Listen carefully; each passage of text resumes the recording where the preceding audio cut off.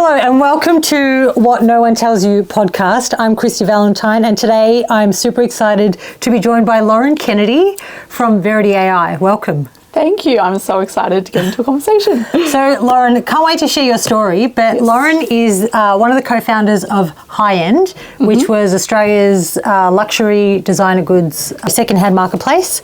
And you also successfully grew one of the largest Facebook community groups for women, which was High End, and now Verity AI. Yes. Lauren, so we actually go back. We actually worked together, which was incredible, at High End and Verity. Yes. So, Lauren, can you start by telling us a bit about your background, how you worked in fashion and technology and how you brought it all together to develop Verity? Yes, did not have a linear path at all. So when I was at high school, all I wanted to do was work in fashion, was going to be a designer. There was never any question about it. So when I finished school, I studied a degree in fashion, got a job, junior designer. It was sort of like the dream career, and it was really hard to get a position at that point in Australia or in Sydney.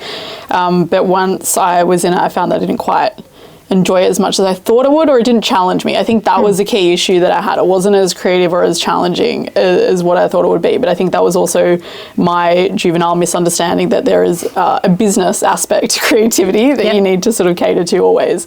So I ended up going back to university and I studied physics at UCID. Absolutely loved that degree. It was so damn hard, but it was so good. I was like that person in the library until like 3 a.m. every single morning. But that's where I learned how to code. So that's when I really understood or started to think about complex problem solving and things like that and different ways to build, I guess, your creativity. Because to me, physics is very creative as well as fashion, and that's like the element that I enjoyed part of it. So that's where I learned how to code and really realized that I wanted to go into the technology problem solving side of the world. I then ended up in tech consulting for a few years, fell in love with data science and all the problems that you could solve with that as a solution. And then I ended up at Macquarie Bank. Okay. Which I adored. Absolutely loved Macquarie Bank.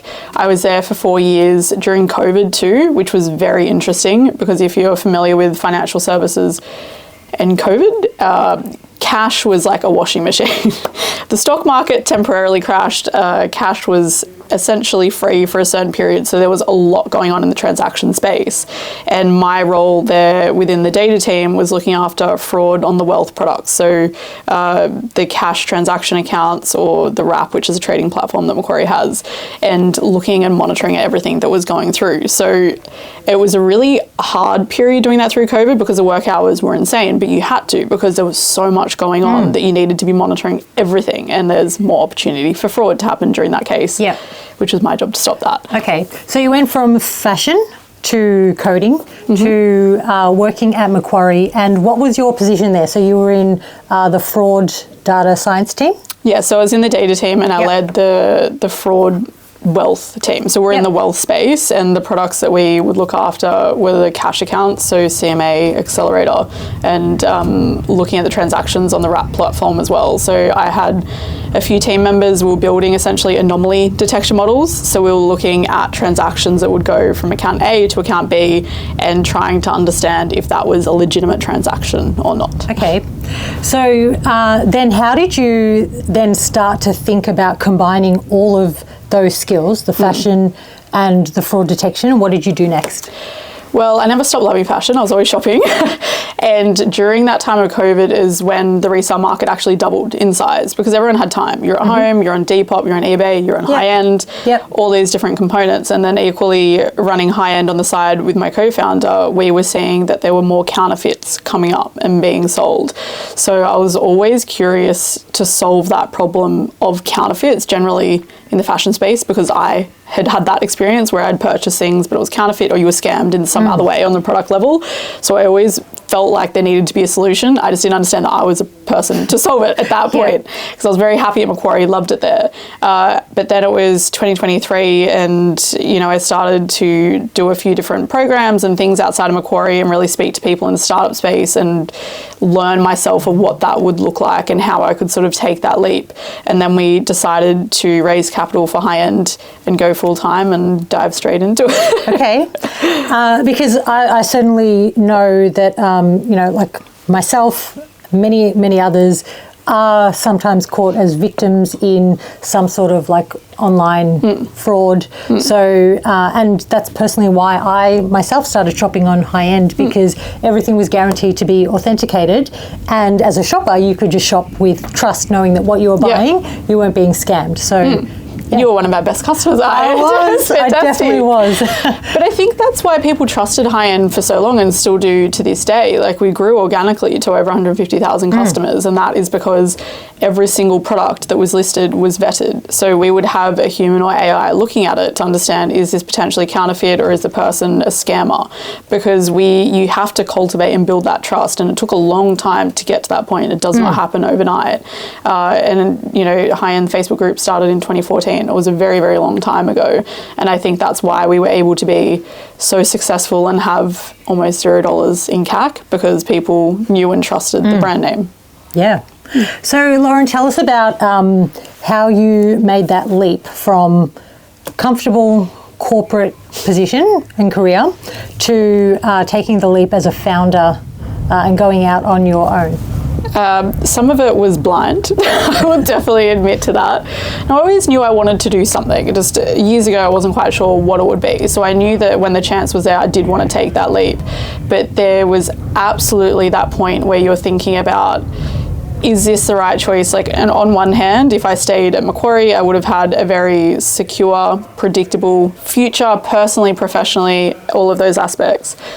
Diving into startup, security does not align with the word startup, because it could take you absolutely anywhere. And people always sort of tell you how difficult it's going to be, but you really just have no idea until you're in it. And taking that leap to full time, you have to do it to learn, but it's a big move. Well, you left the corporate career. Would you ever go back? No, I wouldn't. With all the challenges and all the ups and downs, I still wouldn't, but purely because of what it teaches you. So it depends. Everyone's different. Like, what drives you is very different. Money doesn't really drive me. It's solving problems, it's learning, it's growing. And you cannot learn more and you cannot grow more than by running your own business or working for a startup as like an early stage employee. Like, the amount that I've learned over the last 3 years now, actually it's just been 3 years, versus if I was at Macquarie or I was in another bank or wherever it might be, is second to none. Like, you just will not get that experience elsewhere. And learning so much, I guess, in an emerging industry. So AI is becoming incredibly helpful, and it's I guess the cornerstone of what you do in fraud detection. But you have a very interesting story around the leap from leaving your corporate career and the first time that you received investment. Yes. So it was mid-2023. And I was at a crossroads. Like, I knew I wanted to change. We were living in Melbourne, working for Macquarie at that point, and I had spoken to my boss at the time and said, look, I'm ready to work for Macquarie overseas in New York or London. Like, I just want to change. Didn't know what that would be.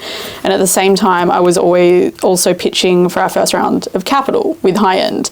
And I had sort of just said to myself, and my partner had this discussion, I was like, you know what, if we can't raise for High End, then perhaps it's just not a strong enough business case for venture capital or a venture return, and maybe I do something on the side and keep building it while I work overseas. So I had applied for the role. I knew there was some sort of change happening, but I didn't know it would quite be a sliding doors moment as it was. So if you're not familiar with financial services or Macquarie, I've never worked in another bank, so I'm not sure if it's the same term there, but there is something called Memo Day.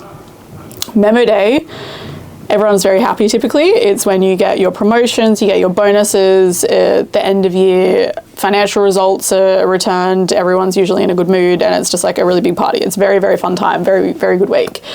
That week is the week that we were pitching for capital, so I could not partake in all of the Memo experiences. And we were pitching to who ended up being our first investor.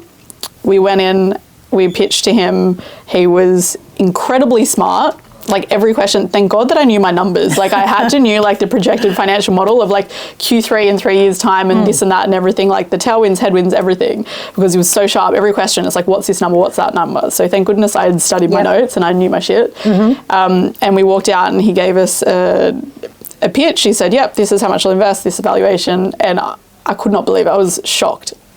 We went back into the lift with our advisor, who's now the chairman of both High End and Verity AI, and we were ecstatic. I was like, oh my gosh, we've been working so hard for this. Like, and anyone who has pitched before knows how hard it is to pitch for capital. So getting that first believer, it means more than just the capital itself.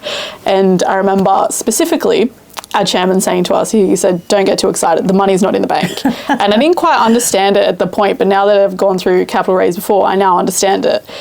People will say they commit, but doesn't always mean they do. There's due diligence in between, you know, that verbal conversation and the money in the bank and the term sheet. Even after the term sheet's signed, there is always the potential that it could lapse for whatever reason it might be. It might be on your side, might be on their side. So it was like, you got to wait until the money's in the bank. And that was a very, very big lesson for us. Yeah, we're very aligned on that, where it's like, if there's no agreement or, you know, you can't celebrate until the agreement's signed, the money's in the bank.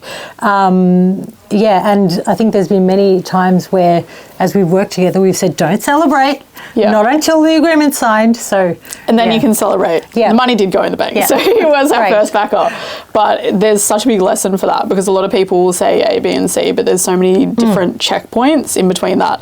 And like a lot of the different marketing or whatever it might be that we're landing, we're like, let's not do anything until it's in and it's actually executed, and then you can celebrate. There are things that happen outside of your control where something can fall over, or but in this case, thankfully it continued. So what decision were you faced with next? Well, so we went back to the hotel because I was living in Melbourne and was in Sydney for a few days at that point, and I had received a call from my boss because it was that promotion period and memo day at that time, and she had said to me, congratulations, you've been promoted, you've also got the opportunity, you've been put forward for the roles in New York or London. And as a third part, I was also put into this Australian project. There's like an innovation project that select few get put into and you get to work on like really cool stuff. And I was like, well, she's like, have a think about it. Don't worry, you've got a lot of celebration to do, but it was on a Friday at this point. We'll chat next week. And I just sat there in shock. I was like, oh my gosh, this is a testing moment. Like, you know, everyone always says, they're like, how much do you actually want to go into the startup world or be in business and do your own thing?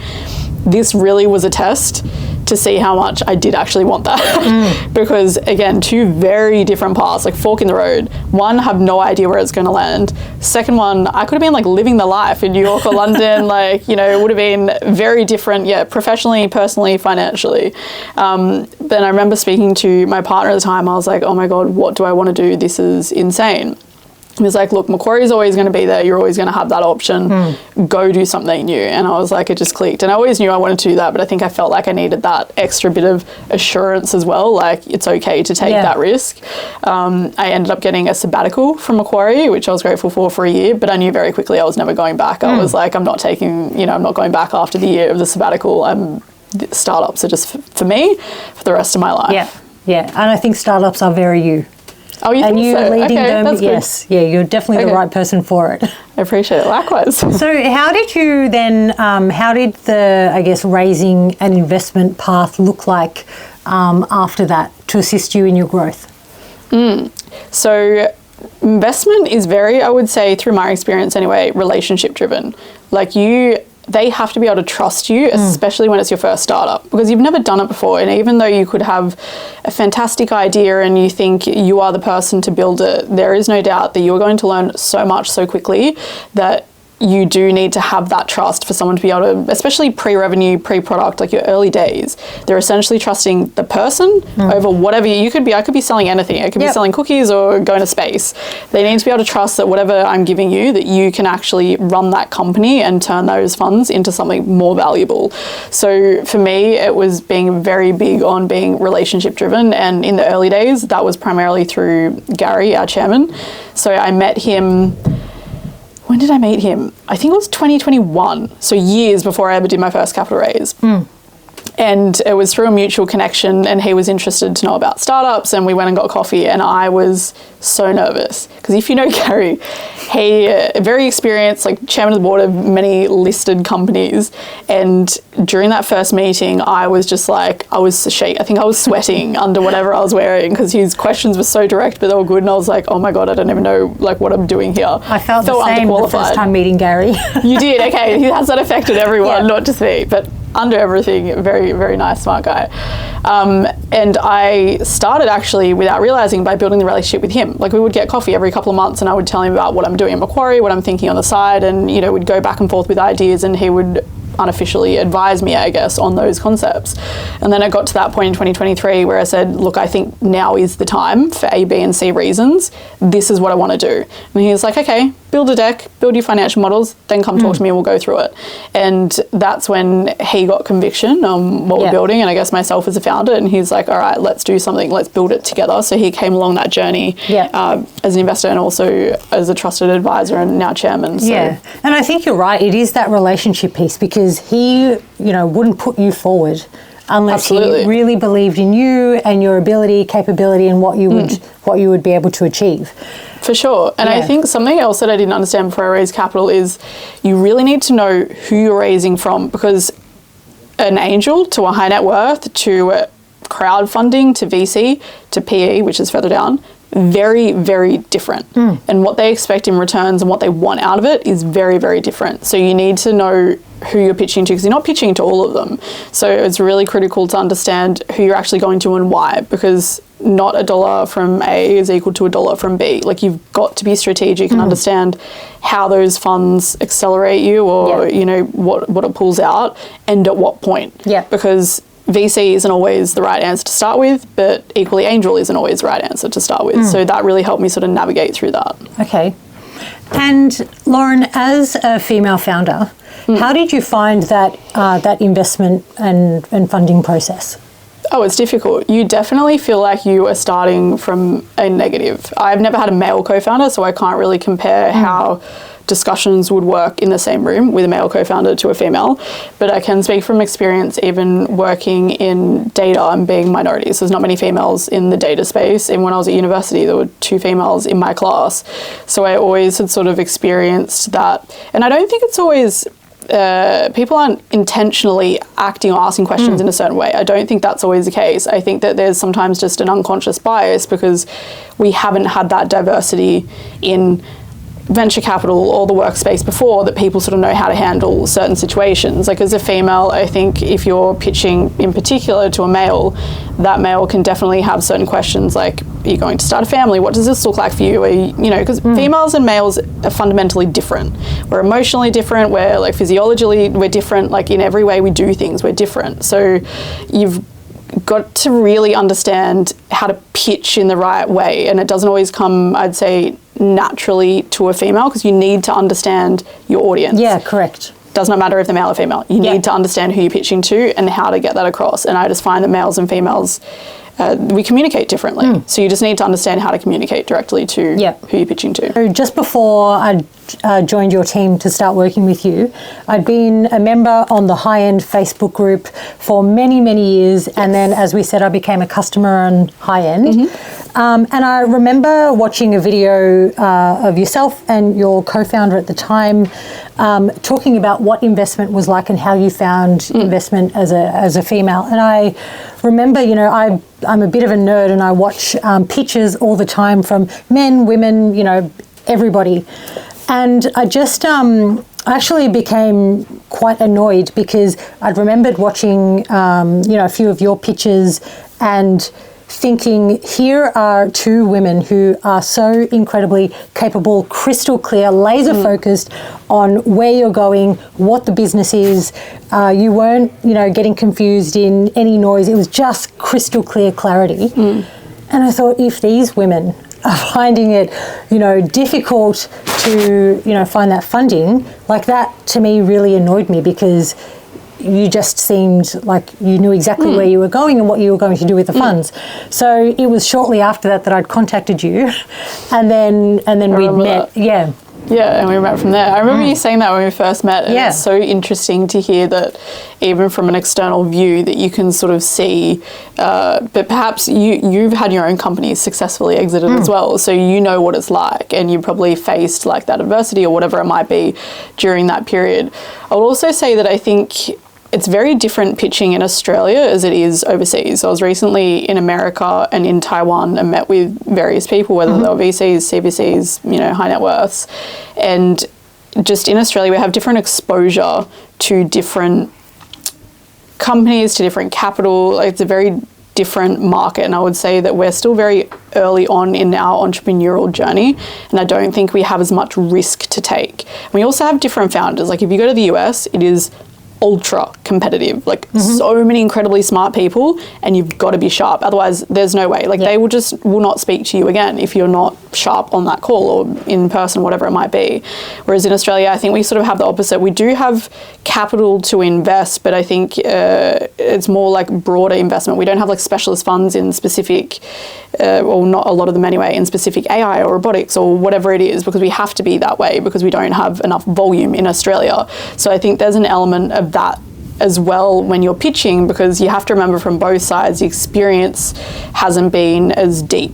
So even if if I'm looking to employ people, if you're an AI researcher or someone who is in certain robotics or fraud or whatever it might be, there aren't a lot of people that have had a lot of experience out there because we don't have a lot of companies in Australia where you can accrue that experience. Yeah. I think it's the same on the venture side, where they haven't necessarily seen, $10 billion exits every single year or, 10 failures every year. So you're comfortable with what that looks like. So I think it's easier to invest or it's harder to invest in Australia early stage. Let me say that. Yeah, okay. I think so. So, Lauren, tell us about what Verity is today. So where it started and what it's evolving to. Okay, so at its core, Verity detects product level fraud for payment infrastructure and for marketplaces and merchants. So our goal or vision is to be able to stop product fraud. And what product fraud is, it's anything like item received not as described, it's your disputes, it's your chargebacks. So if you think about what a fraud stack looks like today, whether you are a MasterCard or you're, a Harvey Norman, you typically would have maybe KYC, know your customer, KYB, know your business, you would have anti-money laundering and a few different anomaly detection models in there. But what you don't have the technology to do is to detect what is being transacted. So what is the product itself? And that today makes up 38% of fraud leakage. And there's also regulation fines. Like I know in Europe, the Digital Services Act has already been in effect for a couple of years now, and different platforms have been fined up to 10% of your yearly revenue for not verifying at the product level, because this is a very new problem when you think about AI, counterfeits. And how much easier it's making the scams fraud to occur. Yeah. Oh, absolutely. Fraud is interesting because while it's economically viable, people are going to do it and there's no red tape, so they're faster. When there's new technology like AI, they're getting onto it quick, smart, and they know how to leverage it. So it's AI, I guess, in one sense for bad, but then what you're working is AI for good to prevent that from happening. Exactly. And what we're seeing at the moment in the fraud landscape is that it's changing. So what you would have previously as your fraud stack, it stood up quite well. For the last 20, 30 years, it hasn't changed. It's been pretty similar. You might have, 1% leakage, if not less. Whereas now, because of AI, agentic commerce, LLMs, what you would have yesterday does not stack up anymore. And the issue is, and this happens over time, like there's always change, but the challenge that we have now is that we've not really observed this velocity of change in a long time. And when you think about how reactive you have to be to the market, we don't actually have the luxury of time right now, especially with fraud, to be reactive, because it takes so long to stand up those models, test it, get it through regulation. Like regulation is a very, very long cycle. So that's the key challenge that a lot of payment infrastructure or merchants or marketplaces are having, where the problem is getting very close very quickly and they don't have enough time to build it or even to figure out how to sort of stop it. Yeah, so I know that I think in the luxury designer goods category, the size of the problem is around $1.8 trillion. So then is there a quantifiable amount for what the entire problem is today? Yes, it's estimated at $4 trillion USD, and it's growing aggressively. Yeah. Like if you look at the product level of fraud, over the last 3 years, it's grown 32%, and it's the fastest component of fraud that's growing because of AI. Like if you think about product level fraud from the counterfeit perspective, maybe like 5 years ago, what brands were counterfeited? It really was your ultra luxury, or it was a very poor quality, and it was easy for anyone to sort of detect that it is a counterfeit. Whereas now, you could go onto Amazon, you could go onto any platform, you could even go into Depop's secondhand market. You really don't know. And the issue is that counterfeits are occurring across every brand. It doesn't matter if it's like a $50 dress, it's occurring on like Apple headphones, on Pokemon cards. The collectible space is very interesting. It's growing so quickly. Yep. Okay, so Verity is solving a huge part of the problem in that regard. So we have been together at South by Southwest, where, you know, Verity was featured there. Now, the one thing that was very clear to me at the time was that there were so many different use cases for Verity. And I remember we had so many different companies like IP lawyers and people who work in the art space, and even the AFP, who were all trying to detect the problem at the beginning, rather than when I guess at its root where the product comes in, rather than even allowing it to go online and be available for sale. Exactly. You want to be proactive rather than reactive. So how do you stop that occurring before that item is even indexed online, or before it gets to your platform for you to consume, or an agent to consume when you get to agentic commerce? So in the early days, especially, South by Southwest was super fascinating to understand what ICPs were having, what challenges. And this is, I guess, part of the challenge that a lot of early stage startups have, is finding a product market fit.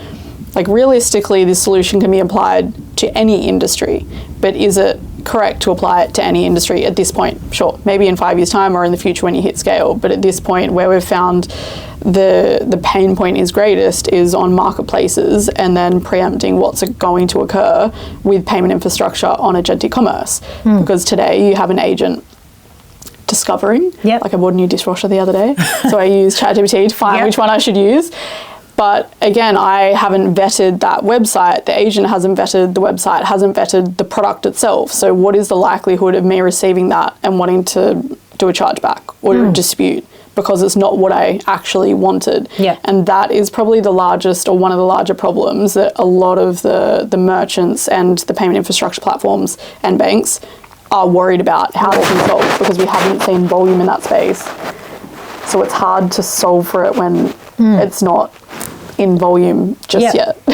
So I guess it's all about, again, it comes back to trust, which is the I guess goes back to your roots of high end and what you were trying to establish there. And trust is all about what Verity AI is about. Oh, trust is incredibly critical. That's why you have your LinkedIn verification tick. It's why you have Trustpilot. It's why you have KYC and KYB. Why we need all of this technology, not only as a nice to have, but as literally a regulation. And that's what we're seeing. Regulation is also heading to the product level. We haven't seen it yet in Australia, but overseas they've already embedded it. You've also got the digital product passport coming into place. So to your point about being proactive rather than reactive, needing to catch it at its source, so before it even gets listed. So you verify the seller, you also need to verify what they're listing before it touches the customer. So then what is the future? What does that look like for fraud prevention and scam prevention? I think we're going to see a lot of new technology come about. For me, I'm biased. I think it's a super exciting time to build in the AI space, because everything's moving so fast, but there's opportunity for everyone in this space, because sometimes it is difficult for incumbents to move, or there's just too many priorities. So you've got a unique opportunity to be able to build these solutions. I've seen a lot of really cool technology in the fraud space to understand how to detect the agent itself. There's a lot of work being done around KYA, know your agent. What we focus on is KYP, know your product. But know your agent. You've got to verify that I haven't just created that agent in my basement on my MacBook and I'm, purchasing all these different products from all these different platforms. So how I see fraud is that it's a multi-layer solution. There is not one God solution that's going to fix everything. It is like a funnel. You need to have everything. You need to have KYC, KYB, KYP, know your product, KYA, and there's going to be more that form, I think, out of that, because AI is not done evolving, it's accelerating if anything. And if we hit, or when we hit AGI, like artificial intelligence, general intelligence, that's going to form new fraud surfaces that needs new solutions. So I think it's really important that we're enabling these new technologies to stop fraud now, because it's going to set us up for somewhat success when AGI does hit. Otherwise, if everyone's too slow or it's not adopted within time, it's going to be very, very hard to claw back in AGI. Well, Lauren, I think you're going to be very busy in the space in assisting to solve these problems. So, Lauren, what is one thing that no one tells you before you start a business? Okay, I'll caveat this by saying people did tell me this, but I don't think I understood it to its point. It was probably the eagerness of myself to start a business. But everyone says that it's difficult. And it is. Retrospect, hindsight, always a beautiful thing. It's very easy to say it now. But at that point, I think it's very hard to sort of really inherently understand what that means before you've started a business. Everyone says, like, what's your, magical skill? Resilience. It has to be resilience if you're a founder. If you don't have it, you're going to have it by the end if you stay in that space. And endurance, it's endurance. Yeah, it's a marathon. It is a marathon, it's not a sprint. And people say that, but you might have some sort of early success and you have supporters and it sounds amazing. But the thing is, you're trying to create a scalable business that you either IPO, you exit. It depends on your path, right? Like, some people don't need funding and they want to create a small business and they're happy with, a $10, $20 million business. But if you go down that venture path or capital raising path, you are aiming for, $100 million, $1 billion company. And that does not happen within a year. You look at any history of any graphs of like Stripe, of OpenAI, or of anything, it takes years to get to that point. So you need to understand that. Okay, so although people told you that it was difficult, are you glad that you didn't listen and absolutely. went along? Yeah. Absolutely. And would you? Same thing. You've been through the same experience. Yeah. Would never change it. Never. Like, what you learn, what you go through. Like, there are some things that you go through that you couldn't even make up. That people just wouldn't believe, because you just go through so much. It's crazy. And look, don't get me wrong, there are some days where I'm like, a bonus would be nice, a European holiday would be nice. There's no holidays if you're a founder. It's like no sick days. It's no sick days, 7 days. You have to wear all of the hats if, whether that means that today you're the cleaner, tomorrow you're the HR person, then you're, also some sort of legal expertise. Like, you just have to be, I guess, an all-rounder and effective in most areas to run the business. I think you ultimately really have to be comfortable being uncomfortable. You have to bear the risk, good or bad, and you've got to be comfortable facing that, especially if you're taking investment. Yeah, there is never a moment where there aren't things up in the air. Like, there is always, a problem or something they need to solve and work that needs to be done. Everything's just constantly there. Your brain's never off. And I find now I context switch so much more now that you have AI in usage, whether it's Codex or Claude or whatever it might be, because it increases your productivity. But that means that you have more time to do different things. And when you're a founder, you're not like this. You have so many other things. So you're context switching all the time, and you've got to get good at that. Yeah. Okay. Thank you so much for joining us today, Lauren. Thank you. It's been a pleasure. So don't forget that you can follow us on YouTube, Spotify, or Apple. And thank you. It's been great talking to you. Thank you. I loved it.